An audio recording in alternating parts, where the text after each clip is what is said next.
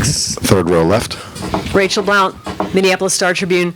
Maya, how do you explain the first 10 minutes of this game? You guys were 22 down just almost before the game got rolling. They were all over you defensively, and it was a very flat-footed effort for you guys in the first quarter. How do you explain the way you guys came out in this game? I don't think there's much to explain other than what you saw. When you have such a long, aggressive, athletic team as LA, we have to be able to respond and anticipate ways to get out of their pressure, because they converted those turnovers into, fast break points, transition easy points where we can't even give our defense a chance to stop them. So obviously we can't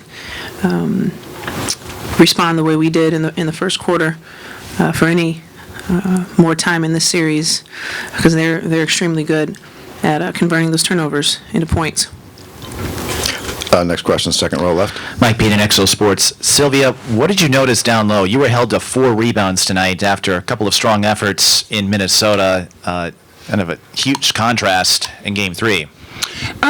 Just a lot of bodies. I won't say it was a big difference, but a lot of good effort from LA Post and guards just crashing the boards more often than frequent. And that was something different from last night into tonight. Next question, second row left. Joseph DiPolito, St. Paul Pioneer Press. Once they built that 22-point lead, what were the biggest challenges for the both of you and for your teammates, either emotionally or tactically?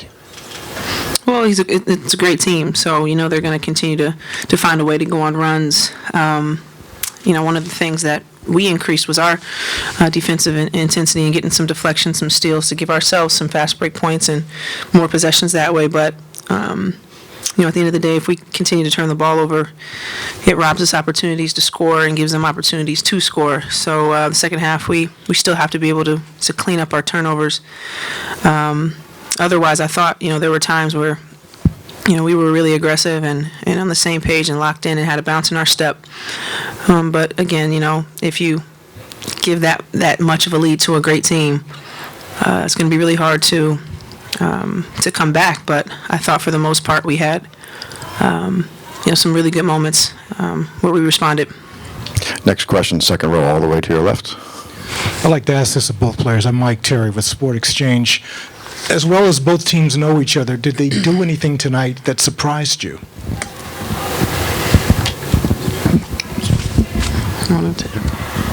No, not really.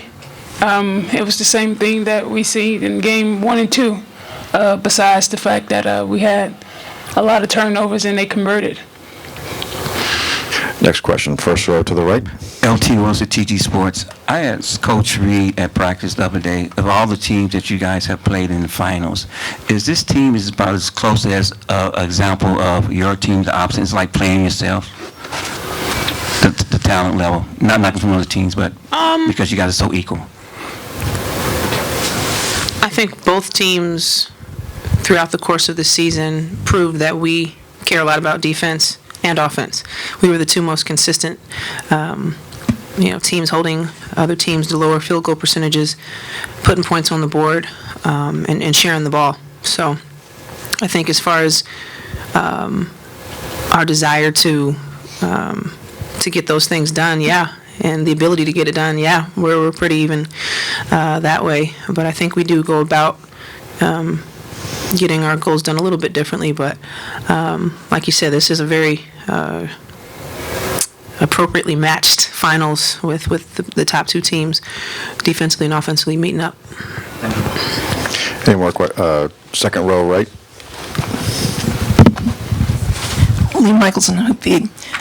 Despite the early lead that they established, you guys really came back in the second half and gnawed into it quite nicely.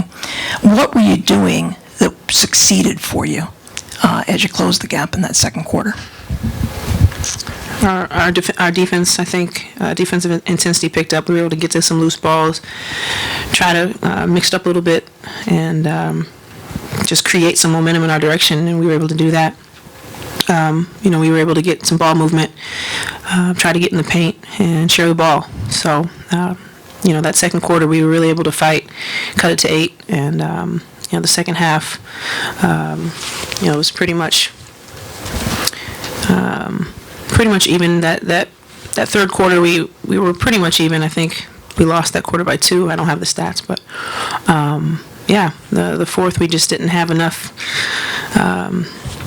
consecutive possessions on both sides of the ball to create a big enough run to cut it back within that 8 points or less that we did in the second quarter. Maya, Sylvia, thank you. Thank you. Thanks, guys.